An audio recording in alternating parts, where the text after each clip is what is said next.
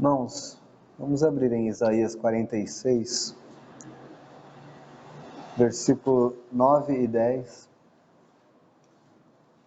Isaías 46, versículo 9 e 10. Diz assim a palavra do Senhor: Lembrai-vos das coisas passadas da antiguidade, que eu sou Deus e não há outro. Eu sou Deus e não há outro semelhante a mim, que desde o princípio anuncio o que há de acontecer, e desde a antiguidade as coisas que ainda não sucederam, que digo, o meu conselho ou a minha vontade permanecerá de pé, farei toda a minha vontade. Mateus, capítulo 13, versículo 34 e 35. Todas estas coisas disse Jesus às multidões por parábolas, e sem parábolas nada lhes dizia, para que se cumprisse o que foi dito por intermédio do profeta: abrirei em parábolas a minha boca, publicarei coisas ocultas desde a criação do mundo. Senhor, eu peço a tua graça sobre este reunir. Te agradecemos por tua palavra, Senhor. Te agradecemos porque não há Deus semelhante a ti, que fala as coisas que ainda não aconteceram, e que toda a sua vontade permanece firme, e tudo acontece conforme o Senhor predeterminou. Esta noite, Senhor, fale aos nossos corações, por meio da tua palavra, no Evangelho de Mateus, capítulo 13. Abre esta parte das Escrituras ao nosso entendimento. Concede a mim graça, Senhor, para falar aos meus irmãos. Enche-me do teu Espírito Santo. Tu sabes que preciso e que sou incapaz. Que os meus irmãos aqui presentes estejam como essa terra boa, que recebe a palavra e frutifica. Todos nós, Senhor, estejamos com sede e fome de receber as tuas palavras. Guarda os nossos corações, Senhor. Limpa-nos. Tira da nossa mente toda agitação, para que possamos receber a tua palavra, Senhor. Em nome de Jesus. Amém. Irmãos, nós vamos passar pelas 7 parábolas encontradas em Mateus 13 hoje. 7 parábolas, irmãos, é muita coisa para uma reunião. Mas meu objetivo não é explicar cada detalhe das parábolas, mas passar por todas elas, explicando o que o Senhor queria contar para nós nestas parábolas.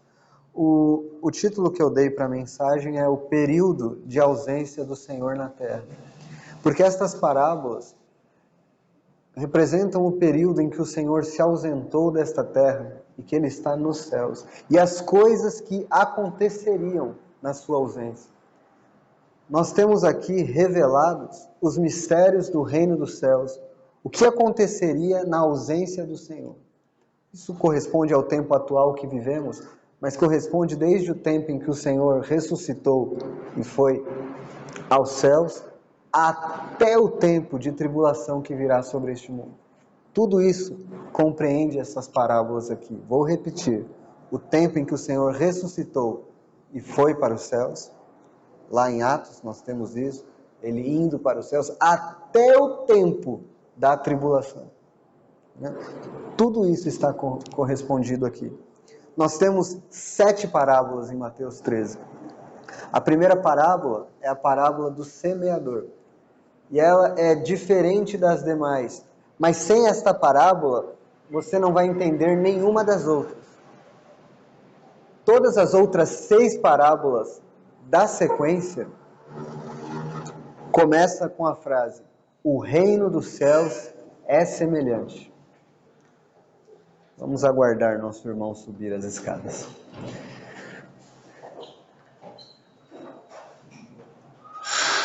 Todas as 6 parábolas posteriores à do semeador começa com a expressão: o reino dos céus é semelhante. Veja bem, isso que eu estou dizendo para vocês. No capítulo 13, versículo 24, nós temos a segunda parábola e começa assim: o reino dos céus é semelhante, certo? No versículo 31, nós temos a parábola do grão de mostarda e começa dizendo: o reino dos céus é semelhante. Assim no versículo 33, no versículo 34, no versículo 44, no versículo 45 e no versículo 47. Todas as parábolas começam dizendo: o reino dos céus é semelhante a. Certo? Então a primeira coisa que nós precisamos definir é o que é o reino dos céus, já que as parábolas vão falar disso. O que é o reino dos céus? Então, o reino dos céus, alguém vai dizer, é a igreja que é o reino dos céus? O reino dos céus é o reino do Senhor lá no céu? Não. O reino dos céus compreende todos aqueles que professam pertencer ao Senhor. Então, no reino dos céus, tem aquilo que é falso e tem aquilo que é verdadeiro. Nós temos aí no nosso quadro um desenho com dois círculos, um círculo maior e um círculo menor. O círculo maior está em vermelho, está escrito falso. O círculo menor está verde, está escrito verdadeiro. O reino dos céus é este grande círculo que tem aquilo que é falso. Então tem joio, né? O que mais nós temos aí no nosso quadro? Em vermelho. Temos joio, as aves do céu, fermento, correto? No círculo verde nós temos aquilo que é verdadeiro, o trigo, a pérola e o tesouro, certo? Tudo bem, nós veremos isso nas parábolas. Este quadro é para nós entendermos. Aqui, irmãos, nós começamos lendo Isaías, que ele é o Deus que desde a antiguidade nunca se viu um Deus igual. Ninguém é semelhante a ele. Ele anuncia o futuro, sem que nada tenha acontecido. E aqui Jesus abre em parábolas tudo que aconteceria depois que ele fosse para o céu. No período da sua ausência na terra. Nós estamos esperando o Senhor voltar, não estamos?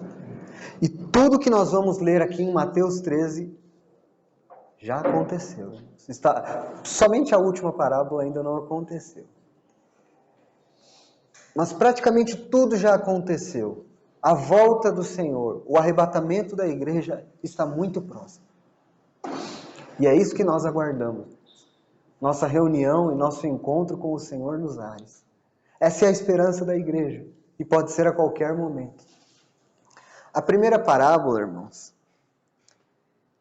vamos lê-la, é a parábola do semeador. Sem entender esta parábola, toda a escritura ficará confusa. O Senhor diz assim, versículo 1 do capítulo 13.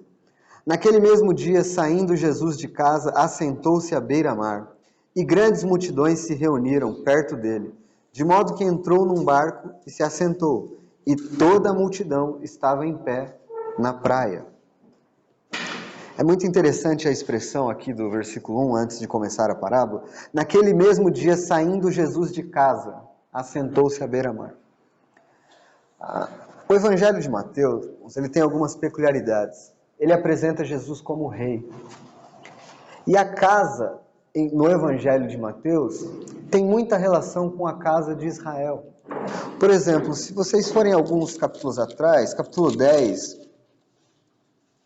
versículo 6, diz assim: mas de preferência procurai as ovelhas perdidas da casa de Israel. E aqui, antes de começar a falar as parábolas, é dito, saindo Jesus de casa, assentou-se à beira-mar. No capítulo 12, antes deste capítulo, imediatamente antes dele sair de casa e ir à beira-mar contar parábolas, os fariseus haviam rejeitado a Jesus e o chamado de Belzebu, dizendo que Jesus expulsava demônios por Belzebu. Ele havia sido rejeitado.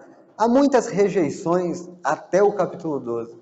E aqui Jesus agora, então, aqui dizendo, saindo de casa, é como se ele deixasse Israel um pouco de lado e abrisse as parábolas, abrisse sua boca para contar as parábolas do que aconteceria, mas não só com Israel mas com todo mundo.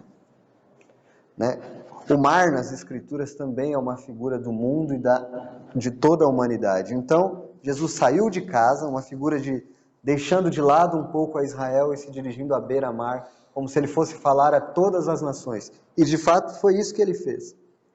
E grandes multidões se reuniram perto dele, de modo que entrou num barco e se assentou, e toda a multidão estava em pé na praia. E de muitas coisas lhe falou por parábolas, e dizia: eis que o semeador saiu a semear, e ao semear, uma parte caiu à beira do caminho, e vindo as aves, a comeram. Muito importante que vocês notem essa expressão, e vindo as aves, a comeram, porque haverão aves em outra parábola. O Senhor vai explicar o que são essas aves. Outra parte caiu em solo rochoso, onde a terra era pouca, e logo nasceu, visto não ser profunda a terra. Saindo, porém, o sol, a queimou, e porque não tinha raiz, secou-se. Outra caiu entre os espinhos, e os espinhos cresceram e a sufocaram. Outra, porém, caiu em boa terra, e deu fruto, a 100, a 60 e a 30 por um. Quem tem ouvidos para ouvir, ouça. Irmãos, aqui o Senhor conta uma parábola para a multidão, ele apenas conta a parábola. A multidão provavelmente não entendeu. Irmãos, se nós lêssemos assim, sem a explicação do Senhor, nós também não a entenderíamos. Ele simplesmente contou uma parábola. Onde há 4 solos, 3 solos não dão resultado nenhum, um solo dá resultado bom. Os discípulos, em particular, perguntam para ele: Senhor, isso está do versículo 10 até o versículo 23. Não vamos ler tudo.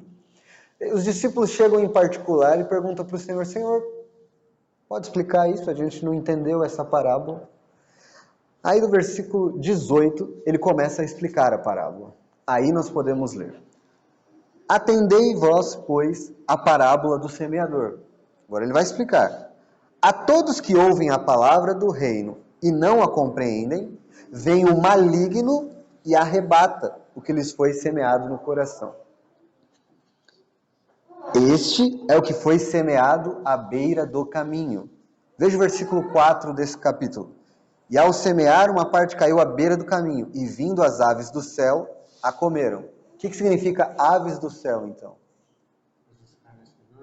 As aves do céu significa o maligno, que ele explica no versículo 19. Ele diz, vem o maligno e arrebata o que lhe foi semeado no coração. Este é o que foi semeado à beira do caminho. No versículo 4 ele diz que foi semeado à beira do caminho e as aves do céu pegaram. No versículo 19 ele diz, vem o maligno e arrebata. Este é o que foi semeado à beira do caminho. Então algumas pessoas ouvem a palavra de Deus, mas o maligno não deixa nem que elas recebam esta palavra. Paulo, aos Coríntios, vai dizer que o Deus deste século cegou o entendimento dos incrédulos, para que eles não vejam a glória de Deus na face de Cristo. Então, quando um pregador está pregando a palavra, é possível que uma pessoa ouça com os seus ouvidos, mas o maligno arrebate e essa palavra não surte efeito nenhum nela. Então, quando alguém prega a palavra, pode acontecer isso. O maligno arrebatar a palavra e não dar resultado algum. O Senhor está falando isso. Isso aconteceu com o próprio Senhor. Pode acontecer com qualquer um de nós quando formos pregar o Evangelho. A pessoa pode não receber a palavra, porque o maligno arrebata de seu coração. Versículo 20 continua. O que foi semeado em solo rochoso, esse é o que ouve a palavra e recebe logo com alegria, mas não tem raiz em si mesmo, sendo antes de pouca duração, em lhe chegando a angústia ou a perseguição, por causa da palavra, logo se escandaliza. Então aqui o que o Senhor está falando? Quem vai lançar semente num solo rochoso? Não é que o solo era pura rocha e não foi lançado uma semente em cima de uma rocha. É que tinha rocha e pouquinha terra por cima. Bem fininha, bem pouca terra por cima.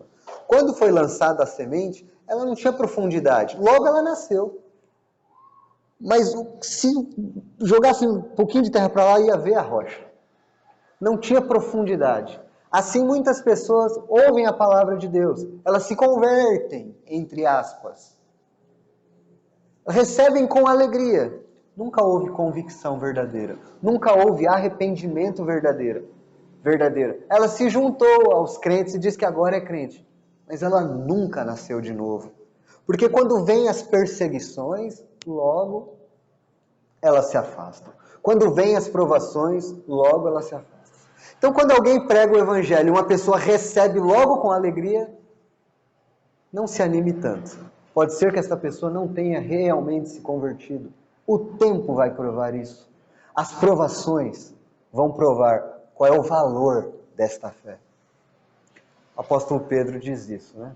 As provas, o fogo ardente prova o valor da vossa fé. Então, versículo 21 diz que não tem raiz em si mesmo, sendo antes de pouca duração, em lhe chegando a angústia ou a perseguição por causa da palavra, logo se escandaliza, logo se desviam. Este é, então, o segundo solo. O primeiro solo é a beira do caminho, este segundo solo é o solo rochoso. Um ouvinte superficial da palavra. Versículo 22. O que foi semeado entre espinhos é o que ouve a palavra. Porém, os cuidados do mundo e a fascinação das riquezas sufocam a palavra e fica infrutífera. Mas o que foi semeado em boa terra é o que ouve a palavra e a compreende. Este frutifica e produz a 100, a 60 e a 30 por um. Agora nós temos aqui mais dois solos. Vimos a beira do caminho. A beira do caminho, o maligno arrebata. O segundo solo, ele não tem profundidade. É um ouvinte superficial. Ei, vou me juntar com os cristãos aqui. Oba, oba. Vai, qualquer coisa o convence logo, mas não há arrependimento verdadeiro. Ele não nasceu de novo.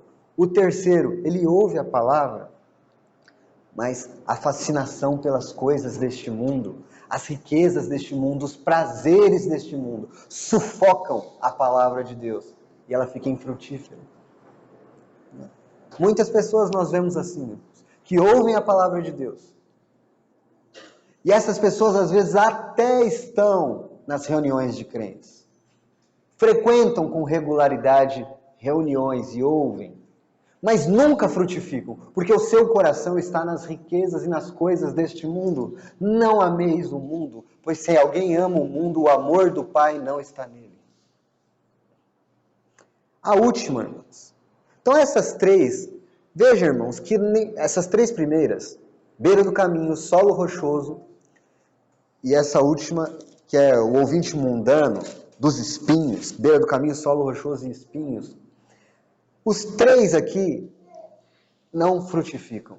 Mas o problema é a semente? Não. A semente é a mesma. A palavra é a mesma. O problema não está na semente. Problema 1, Satanás cega o entendimento. Problema 2. O problema 2 é a falta de arrependimento, a falta de profundidade naquela terra. Então o problema está com a pessoa, ela não se arrepende. E o problema 3, o mundo, o pecado. Então nós temos três questões: Satanás, a pessoa e o mundo. Nenhum desses problemas é a semente. Mas há um outro solo. Este solo que frutifica é um solo preparado. A graça de Deus, o Espírito Santo, trabalha neste coração para que receba a palavra. O Espírito Santo, enquanto o pregador prega a palavra de Deus, remove as ervas daninhas do coração. Faz seu arado, deixa aquela terra preparada para receber. E então, esta pessoa se converte a Deus. Mas o texto diz que frutifica a 30, 60 e a 100 por um. O que isso significa? Significa que mesmo nos crentes, a quantidade de frutos vai variar. Nós veremos pessoas entre os crentes mais fiéis do que outros. Mas todos os crentes darão frutos. 30, 60 ou a 100. Irmão, se nós não entendermos esta parábola, nós não entendemos nada. O primeiro semeador que saiu a semear foi o próprio Senhor. E ele encontrou estes solos. Outros semeadores têm saído. Os evangelistas, qualquer crente que semeia a palavra de Deus. E ele sempre vai se deparar com estes 4 solos. Isso nunca mudará, irmãos. Por isso o evangelista ele não pode dar resultado por si. A terra que dá fruto é aquela que o Espírito Santo ara e prepara. Então isso é muito encorajador para o trabalho evangelístico. Nós não sabemos os resultados. A semente tem que ser jogada. Muito bem. E é muito importante, irmãos, que destes 4 solos, somente o último é de crente. É inconcebível pensar o contrário, irmãos. É inconcebível pensar o contrário. Somente o último solo. E mesmo entre os crentes, para nossa tristeza, existem aqueles que frutificam a 30, a 60 e a 100. Mesmo entre os crentes, a quantidade de frutos não é sempre a melhor. Mas todo crente frutifica. Todo crente demonstra os frutos do arrependimento. Todo crente demonstra os frutos do Espírito Santo em maior ou menor quantidade. Mas todo crente tem. Isso é muito importante para saber se eu sou crente ou não. Ou se eu fui no oba-oba. E recebi com alegria, mas a palavra não gerou nada dentro de mim. Frequentar as reuniões não significa absolutamente nada.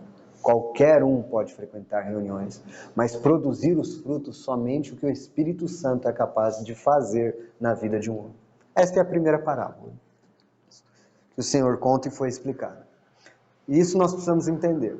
Agora, as 6 subsequentes começam com o reino dos céus é semelhante a. Todas elas começam assim.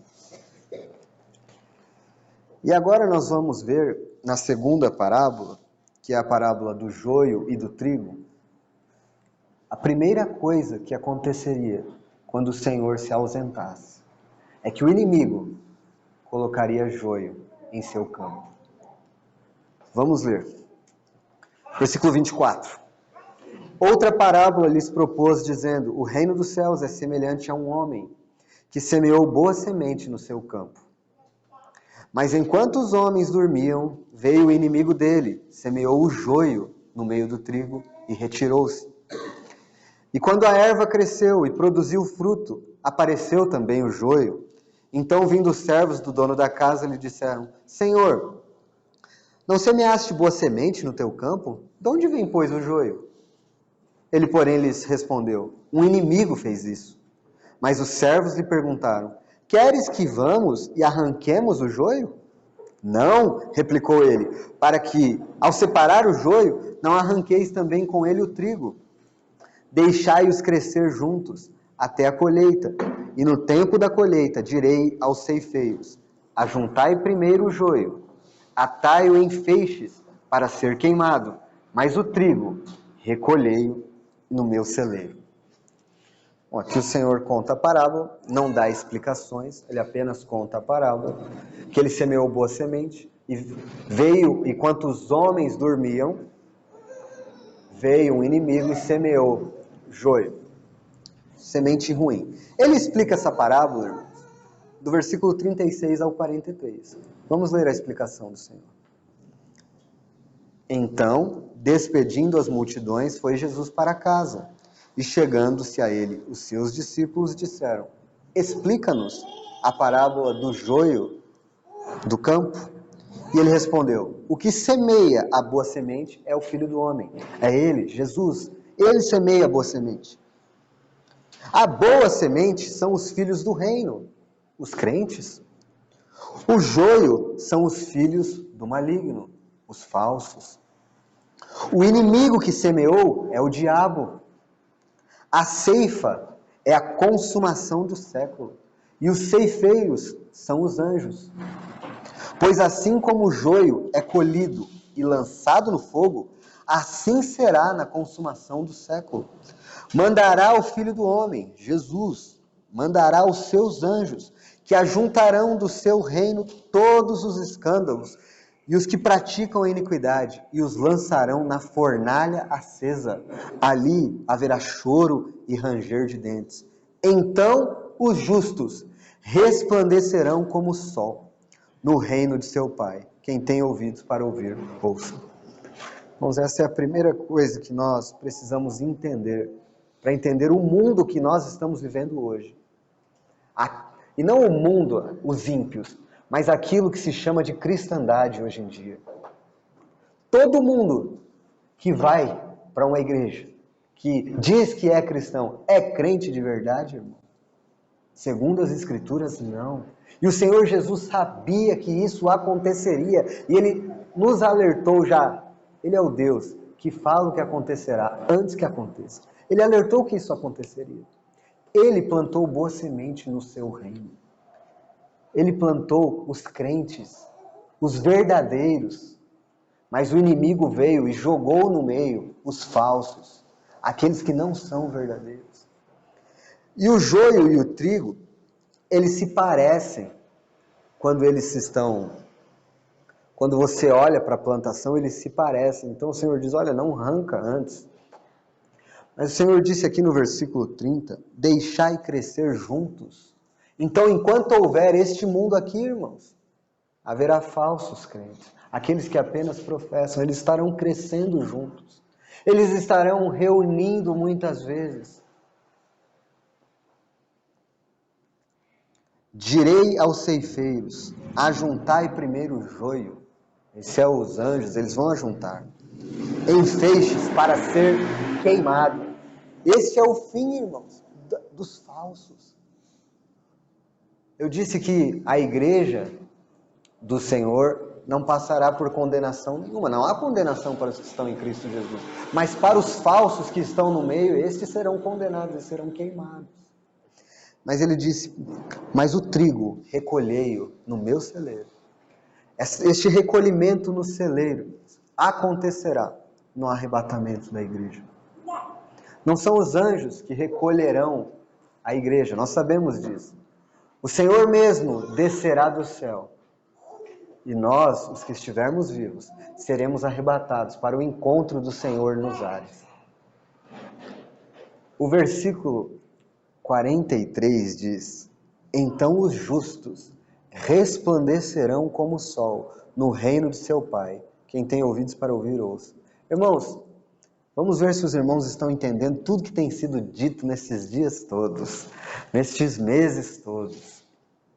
Quando o Senhor vai vir com os seus anjos? No arrebatamento ou no seu aparecimento em glória? Quando todo mundo verá. O Senhor vai vir em glória quando todo mundo o verá, quando todo olho o verá. Antes disso é o arrebatamento, certo? Então, o Senhor vai levar os justos para o seu celeiro, para a casa do Pai. Se não fosse assim, eu vos teria dito, eu vou vos preparar lugar. Então, os seus justos, mas quando ele vier em glória, os seus santos virão com ele. A igreja virá com ele. Então diz, então os justos resplandecerão como o sol no reino de seu Pai. Nós viremos com ele resplandecendo como o sol. Onde é dito estas coisas? Veja Colossenses capítulo 3, versículo 4.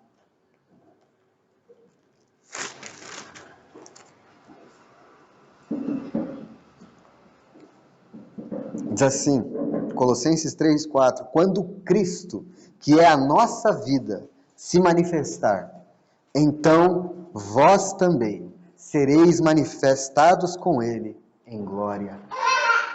Aqui, irmãos, na consumação dos séculos, no fim da tribulação, quando o Senhor vier em glória para estabelecer o seu reino, Ele virá conosco. E nós seremos manifestados com Ele em glória. O texto diz, então os justos resplandecerão como o sol. Isso é o que acontecerá, irmãos. Ainda não aconteceu, mas acontecerá. Nós seremos arrebatados no celeiro. Mas quando os anjos estiverem amarrando o joio para ser queimado, nós estaremos vindo com o Senhor em glória, resplandecendo como o sol. Esta é a porção da igreja. Esta é a porção daqueles que são verdadeiros. Primeiro seremos arrebatados, depois viremos com Ele em glória. Que esperança maravilhosa. Há mais um texto que deixa isso claro, em 2 Tessalonicenses 1. Não, se eu estiver indo muito rápido e não estiver dando para entender, vocês falem. Você fala, irmão, pausa, não estou compreendendo. 2 Tessalonicenses 1, versículo 7, a parte B, diz assim: quando do céu se manifestar o Senhor Jesus com os anjos do seu poder. É a mesma referência lá. Em chama de fogo, tomando vingança contra os que não conhecem a Deus e contra os que não obedecem ao Evangelho de nosso Senhor Jesus. Então essa é na vinda do Senhor em glória, com os anjos do seu poder para tomar vingança. Estes sofrerão penalidade de eterna destruição, banidos da face do Senhor e da glória do seu poder, quando vier para ser glorificado nos seus santos e ser admirado em todos os que creram naquele dia, porquanto foi crido entre vós o nosso testemunho. Essa expressão aqui do versículo 10, quando vier para ser glorificado nos seus santos e ser admirado em todos os que crerem, é uma expressão parecida com o versículo 43 de Mateus 13. Então os justos resplandecerão como o sol.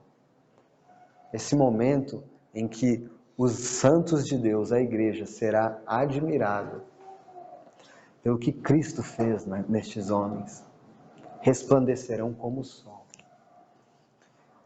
Muito, muito importante esta passagem, irmãos.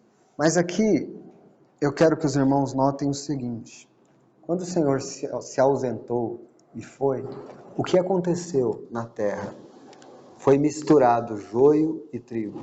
Hoje, irmãos, olhe para a cristandade. Não é assim que está tudo misturado? Falsos no meio dos verdadeiros. Você olha, não sabe quem é quem mais. Já não se sabe se é crente, se não é. Tem aparência de crente, mas às vezes fala que é crente. Ou às vezes você vai descobrir que a pessoa é crente. A pessoa trabalha com você, você conhece a pessoa, aí você descobre, meu Deus, ela diz que é evangélica, ela diz que... Aí você vê a vida dessa pessoa, ela apenas professa que é. Ela é joio, ela não é trigo, mas ela está nesse reino dos céus. Ela diz que é crente. Esta pessoa, que não é crente verdadeira, que não manifesta os frutos, será queimada no fim das contas, será condenada. Então, a primeira coisa que nós vimos é que Satanás colocou falsos no meio dos verdadeiros. Esta é a primeira coisa. O próximo capítulo, a próxima parábola, é o versículo 31 de Mateus 13.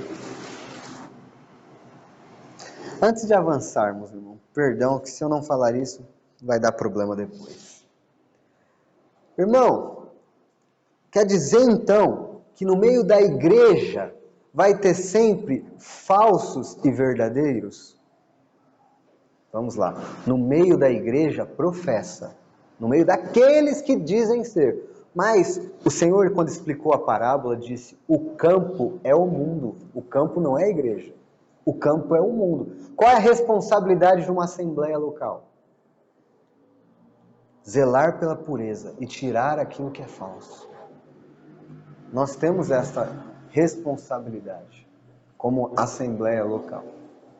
Tirar da nossa comunhão alguém, como o Senhor disse, se alguém for pego em pecado, ele deve ser disciplinado, e se ele não se arrepender, deve ser tratado como um publicano ou um pagão.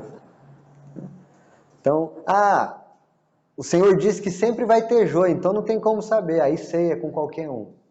Negativo. O Senhor diz que o campo é o mundo e que a igreja, a assembleia local, deve zelar pela pureza. Só que na grande massa do que se diz cristão hoje, tem joio e tem trigo. Vamos para versículo 31.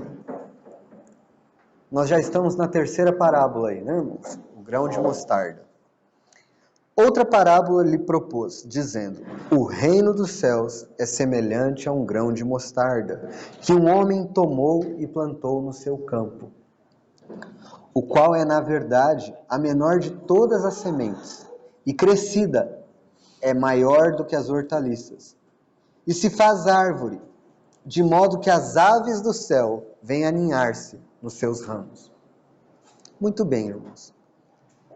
Aqui o Senhor então diz que o reino dos céus é semelhante a um pequenino grão, que quando semeado, plantado, ele cresce e vira uma árvore gigantesca, e que as aves do céu vêm e fazem seus ninhos. Irmãos, eu disse para prestar atenção no significado de aves do céu, quando o Senhor contou a primeira parábola. O que significa aves do céu? O maligno. A ação maligna. Então, ele diz assim, olha, o reino dos céus vai ser semelhante a um homem que plantou uma semente, e essa árvore começou a crescer, ficou tão grande, que até as aves do céu se aninharam nela. Muitas vezes as pessoas interpretam esta parábola assim, dizendo que é assim, o evangelho vai ser pregado, e ele vai ficar tão grande, mas vai se espalhar pelo mundo inteiro. E eles interpretam que essas aves do céu é uma coisa boa, faz ninho, cabe todo mundo aqui. O evangelho é pregado e ele se expande. O Senhor não diz isso aqui. O Senhor diz que o evangelho cresceria e se tornaria grande e que as aves do céu se aninhariam. Isso é um problema, não é uma coisa boa. Está dizendo que Satanás, o maligno, se aninharia no meio daqueles que se dizem igreja. Vocês têm dúvida disso, irmãos? Olhando para a história hoje, olhando para os nossos dias, de que muito do que é feito em nome de Cristo e que diz que é a igreja, existe ação satânica no meio e maligna?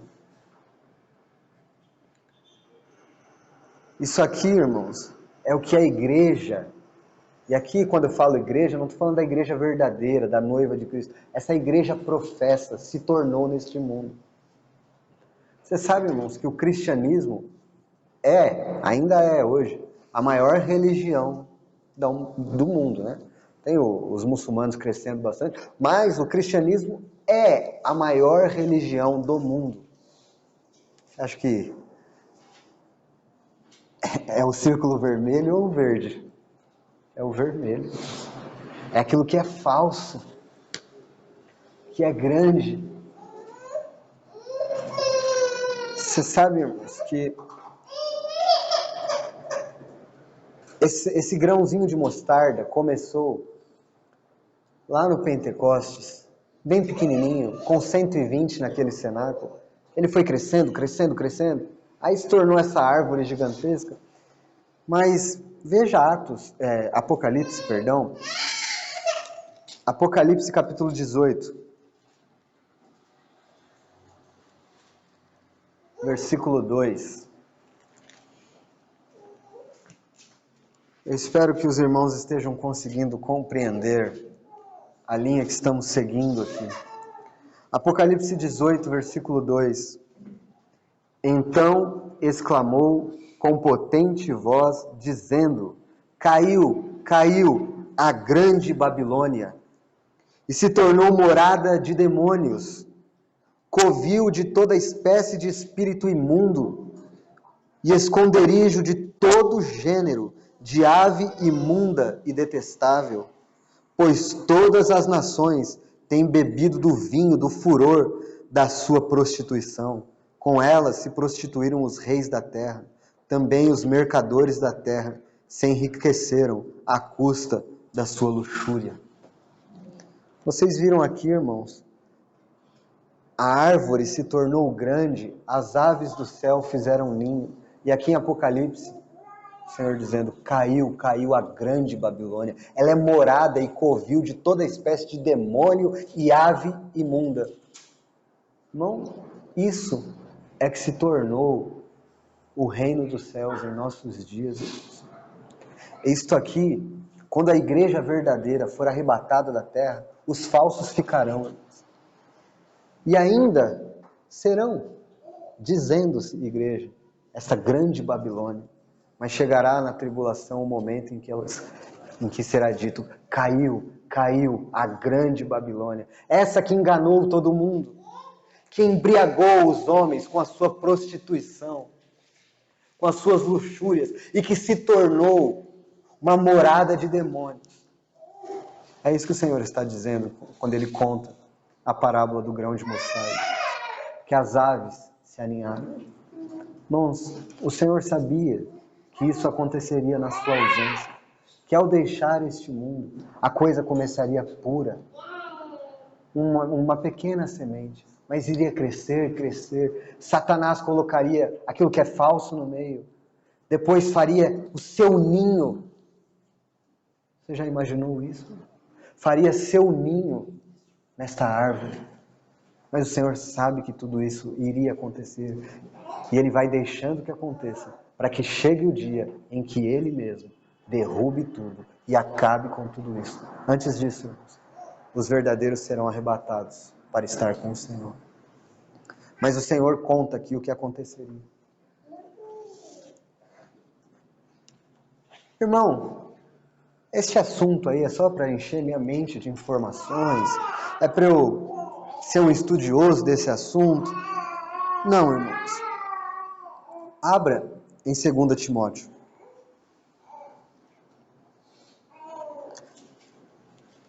Capítulo 2.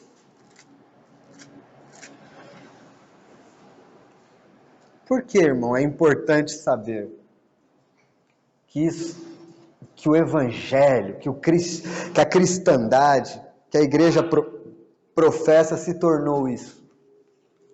Olha o que Paulo diz. 2 Timóteo capítulo 2, versículo 15.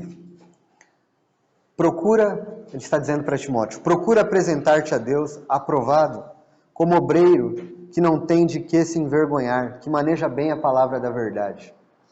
Evita igualmente os falatórios inúteis e profanos, pois os que deles usam passarão a impiedade ainda maior.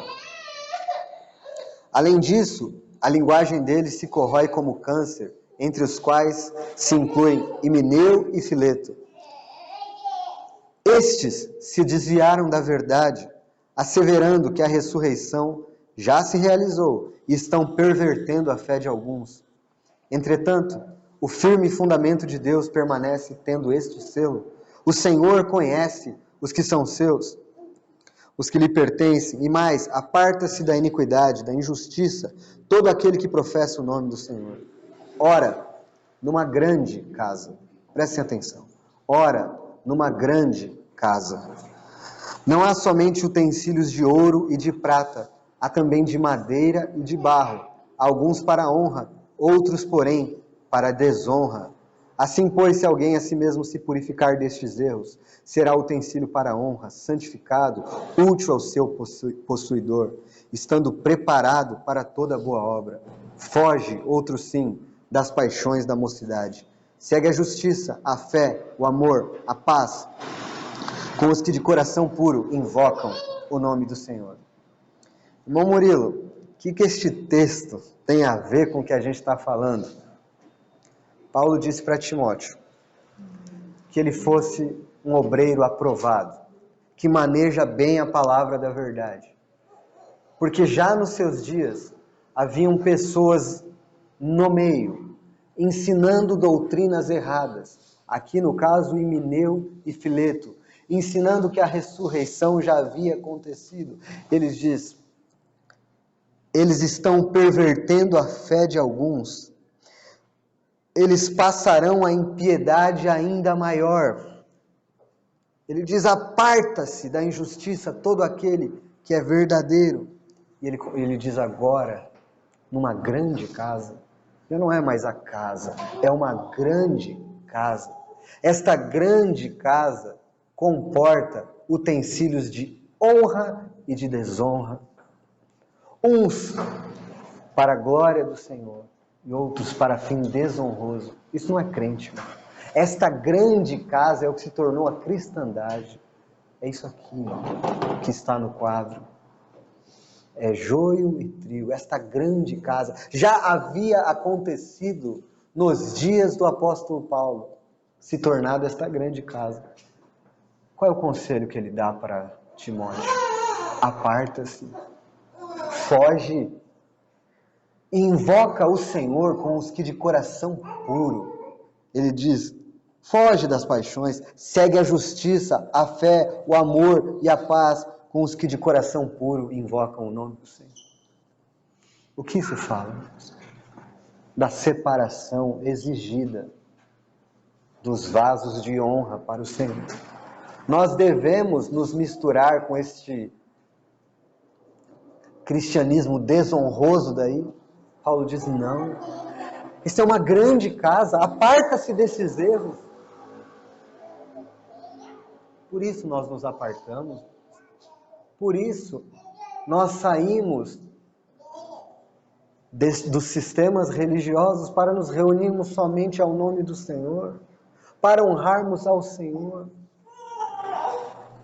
Por isso nós fizemos isso. A cristandade se tornou esta grande casa, irmãos. Nós saímos. Ah, irmão, mas nessa grande casa não tem gente verdadeira lá? Claro que tem, irmão. Tem. Mas o Senhor disse por Paulo, se alguém a si mesmo se purificar destes erros, será utensílio para a honra, santificado e útil ao seu possuidor, estando preparado para toda boa obra. Nós queremos ser úteis. Por isso nós saímos e nos afastamos de tudo isso. Muito bem. Vamos para a quarta. O fermento. Voltemos a Mateus 13, irmãos, a quarta parábola. Que o Senhor dê graça aos irmãos para entenderem o que eu estou falando, pois eu sei que eu estou indo rápido. Mas trabalhem comigo, por favor, irmãos. Peguem o caminho que estamos traçando. O semeador semeando sementes. O evangelho verdadeiro. Somente aquilo que cai em boa terra é verdadeiro. Mas o inimigo colocou o que é falso. E o inimigo agora se aninhou. Muito bem. A terceira agora é o fermento. A quarta, muito bem. Versículo 33. Disse-lhes outra parábola. O reino dos céus é semelhante ao fermento, que uma mulher tomou e escondeu em 3 medidas de farinha, até ficar tudo levedado. Qual a explicação que se tem dado por aí?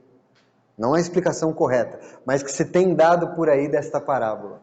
É que é assim, o evangelho quando pregado, ele ia ser um negócio... Para que serve o fermento? Quem faz aí? Crescer a massa. Para crescer a massa. Muito bem. Então é como se o evangelho fosse esse fermento que faz crescer e se torna grande. Essa é a explicação errada. O fermento nas escrituras nunca é coisa boa. Fermento nas escrituras é má doutrina e pecado. Você está inventando isso, Murilo? Não, eu não estou. Vai em Mateus 16, versículo 11 e 12.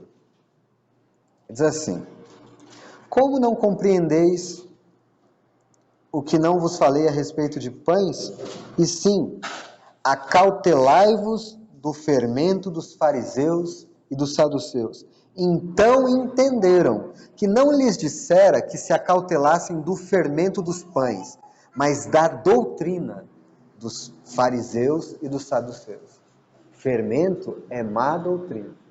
Paulo, aos Gálatas, vai dizer que um pouco de fermento leveda toda a massa. E quando ele estava falando isso, ele estava falando do judaísmo tentando entrar na igreja. Fermento é coisa ruim. Há várias passagens, irmãos. Êxodo 12, os filhos de Deus tirando o fermento das casas.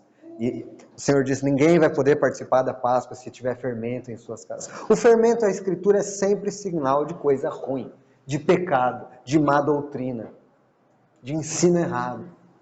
E aqui a parábola que nós lemos, em Mateus 13, versículo 33, O reino dos céus é semelhante ao fermento que uma mulher tomou e escondeu em 3 medidas de farinha, até ficar tudo levedado.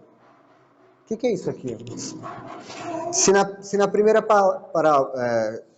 semelhança do reino, que é a segunda parábola, entrou o que é falso.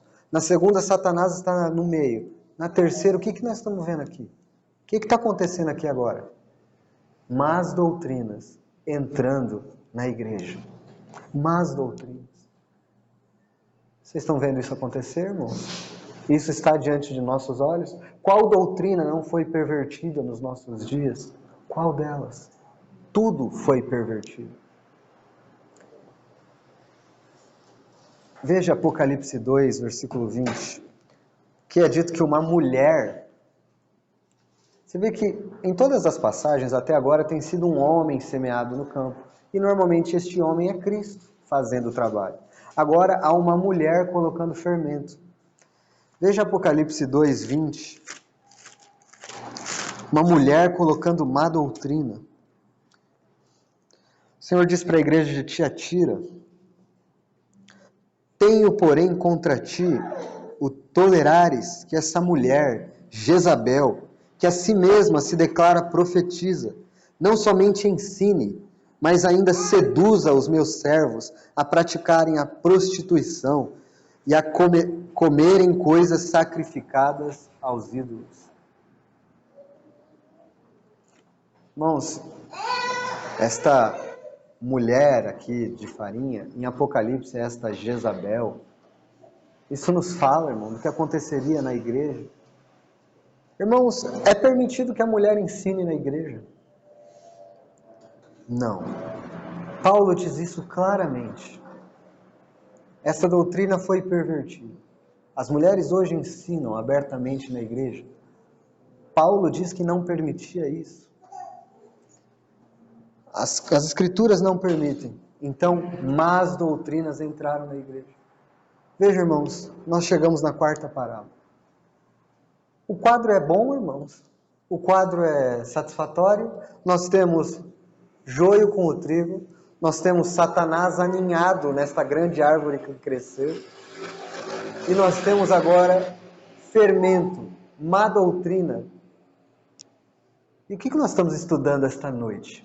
Qual é o título? Qual é o tema da mensagem? O período de ausência do Senhor na terra. Quando o Senhor estivesse ausente na terra, todas essas coisas estariam acontecendo. Essas coisas já aconteceram, irmãos?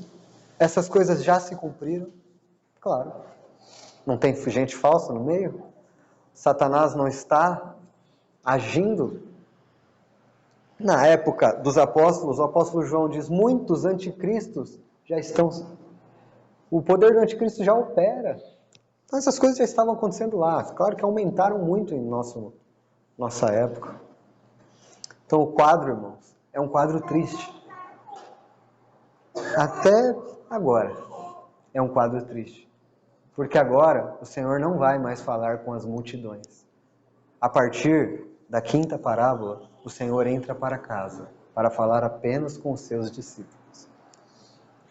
Até agora ele estava falando com as multidões em parábolas e ele disse tudo o que ia acontecer neste mundo.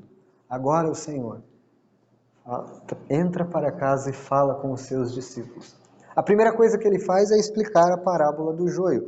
Veja o versículo 36. Então, despedindo as multidões, foi Jesus para casa. Ele despediu as multidões e foi para casa. Eu não vou explicar a parábola do joio, nós já falamos sobre ela. Mas eu quero que os irmãos percebam a mudança de ambiente do Senhor. Ele estava à beira-mar, falando às multidões, e ele falou estas parábolas. Agora ele se despediu das multidões, foi para casa, para falar somente com os seus discípulos. E agora ele conta mais 3 parábolas.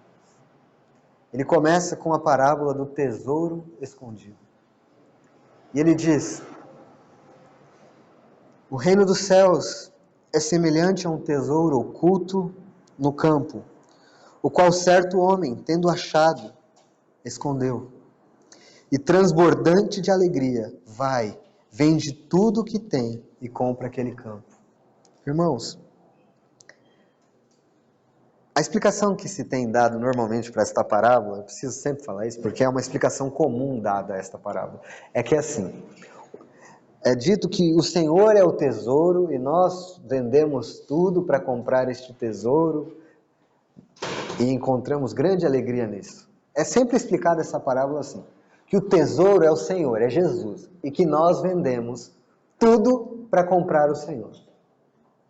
Mas isso não concorda com a doutrina bíblica, que diz, vinde comprai vinho e leite sem preço, de graça. Irmão, você teria condições de comprar o Senhor Jesus Cristo, por mais que você vendesse qualquer coisa? Você não tem. A explicação correta desta parábola é que o homem que tendo achado escondeu, tendo achado um tesouro oculto escondeu, é o próprio Senhor. Ele achou este tesouro oculto. Mas ele comprou, mas ele teve que esconder o tesouro. Ele foi lá e comprou o mundo. Comprou o campo, né? Que o campo é o mundo, já foi explicado em outros lugares aqui. E transbordante de alegria vai e vende tudo que tem e compra aquele campo. Vamos explicar essa parábola. O tesouro escondido é Israel. Irmão, como é que pode o tesouro ser Israel? Não é a igreja? Alguns dizem que é a igreja, mas o tesouro é Israel. Êxodo 19, versículo 5 diz, vós sereis para mim particular tesouro. E ele estava falando com Israel. Aqui ele chamou seus discípulos e disse, eu achei o tesouro escondido no campo. Eu escondi, vou comprar o mundo inteiro e depois terei o tesouro.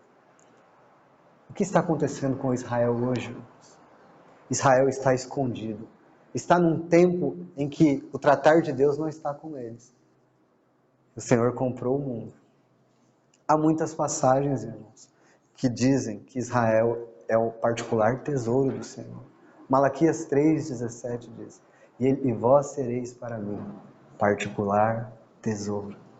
O Salmo 134, nós já estamos na outra página. Salmo 135, versículo 4. Salmo 135, versículo 4. Pois o Senhor escolheu para si a Jacó e Israel para sua possessão. Há passagens em que diz Israel para seu tesouro. Há versões, né? Muito bem, irmãos. Então, o Senhor é este homem que para ter Israel comprou o mundo inteiro. Quem é o mundo inteiro que ele comprou? Depois, ele vai pegar este tesouro. Desde sempre foi para ele um tesouro. Ele disse que seria. E ele está explicando que no fim ele terá Israel de volta. Muito bem. Vamos, irmãos, para a próxima parábola. Vocês entenderam, irmãos? Até agora tudo era fracasso, mas agora ele entrou para dentro da casa, ele está falando com os seus próprios discípulos, e agora ele não fala mais daquilo que é falso. Ele vai falar de um tesouro que ele comprou, e vai falar de uma pérola agora. O reino dos céus é também semelhante a um que negocia e procura boas pérolas. E tendo achado uma pérola de grande valor, vende tudo o que possui e a compra. Mais uma vez, este homem é Cristo, que vendeu tudo o que possuía para comprar a pérola de grande valor. Você está falando que a igreja, irmão, é uma pérola de grande valor? Sim, irmãos, para o olhar de Cristo, com os olhos dele. Ele procurou a pérola de grande valor, vendeu tudo o que tinha. 2 Coríntios 8, versículo 9, é dito assim, pois conheceis a graça de nosso Senhor Jesus Cristo, que sendo rico, se fez pobre por amor de vós, para que pela sua pobreza vos tornasseis ricos. Ele vendeu tudo que ele tinha para comprar a pérola. Ele se fez pobre por amor de nós. A pérola de grande valor. Efésios 5, versículo 25, é dito: Cristo amou a igreja e a si mesmo se entregou por ela, para que a santificasse, tendo-a purificado por meio da lavagem de água pela palavra, para apresentar a si mesmo. Esta é a pérola. Esta é a pérola. Para apresentar a si mesmo igreja gloriosa, sem mácula, nem ruga, nem coisa semelhante, porém santa e sem defeito. Ele é como um negociante que procura por boas pérolas. E tendo encontrado, vai, vende tudo o que tem e a compra. Cantares, capítulo 4, versículo 9.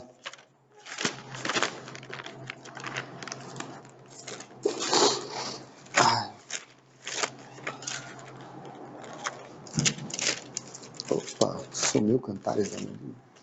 4, versículo 9. Arrebataste-me o coração, minha irmã, noiva minha, arrebataste-me o coração com um só dos teus olhares, com uma só pérola do teu colar. Essa é a igreja.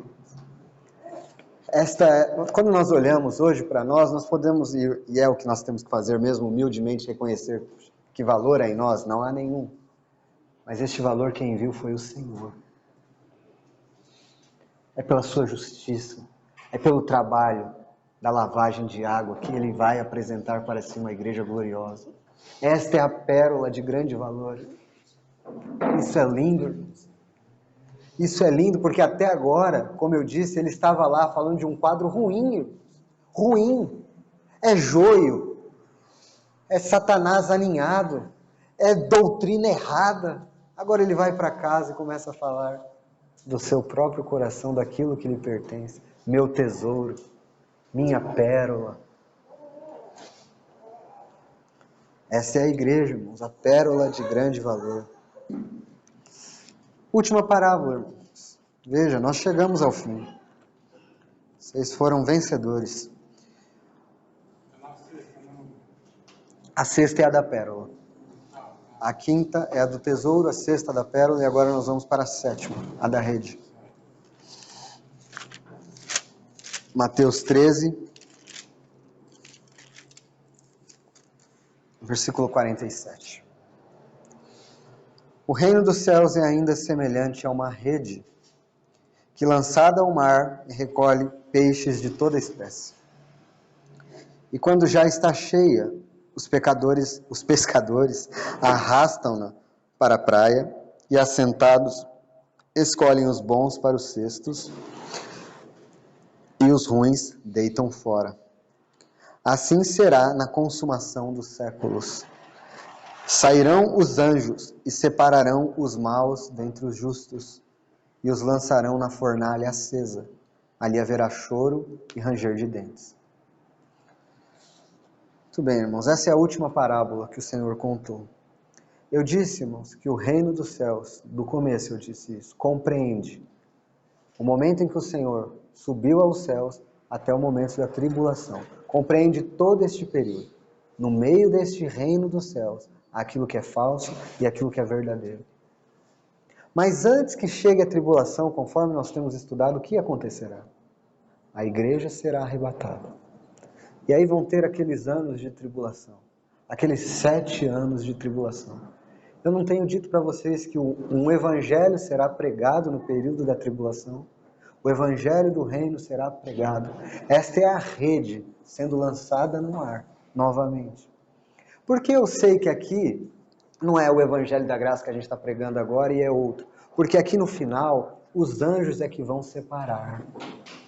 E aqui é dito que os anjos separarão os maus dentre os justos. Mas no arrebatamento, são os justos que são levados. Aqui, os que são levados são os maus. Aqui é outra questão. Aqui, é o julgamento das nações encontrado em Mateus 25. Não temos tempo para falar disso. Mas o que importa aqui, irmãos, é que a igreja não está aqui, mas aqueles que crerão no Evangelho eterno, no Evangelho do reino, pregado no tempo da tribulação, estes ficarão para reinar no milênio com Cristo. Irmãos, nós chegamos a 1h05 de mensagem. E se a mente dos irmãos não vagueou muito enquanto eu falava, vocês conseguiram prestar atenção, o que nós vimos hoje foi a mente do Senhor revelada para o período de sua ausência. Tudo o que aconteceria no período de sua ausência. Nós estamos aguardando a volta do Senhor. E eu disse que a volta do Senhor está próxima, irmãos, porque a maioria destas coisas já aconteceu, irmãos. Já tem joio. Já tem fermento. Satanás já está aninhado. Quanto a nós, irmãos, vigiemos, trabalhemos para o Senhor, amemos ao Senhor, está próxima a sua vinda. Vai alta a noite, vem chegando o dia. Irmão, você traz essas informações, um monte de informações para encher a sua cabeça. Não, irmão. Para que você esteja instruído. Guarde seu coração, ame a vinda do Senhor. Aquele que está frio, se aqueça porque está próximo a vinda de nosso Senhor. Porque nós devemos ser como aqueles que esperam. Temos que saber que existem falsos no meio dos verdadeiros. E é necessário que você saiba se você é falso ou verdadeiro. E se você é verdadeiro, você é a pérola de grande valor para o Senhor.